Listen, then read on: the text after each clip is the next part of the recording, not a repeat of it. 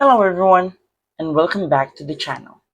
For today's video, I am going to teach you on how you can connect Xero with N8N.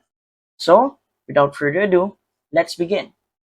First thing that we need to do is to log in to our N8N account, and once logged in, we're going to click on Personal on the left panel, and then we're going to choose the workflow that we want to use this trigger on. Then, we're going to add first step, and on the search nodes, we're going to search for Xero.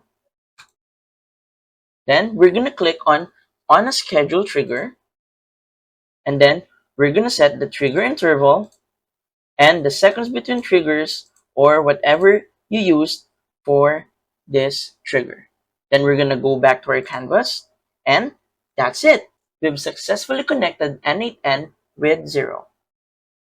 So, if you find this video helpful, please don't forget to click like, share, and subscribe to the channel for more helpful video tutorials. See you in the next video. Bye!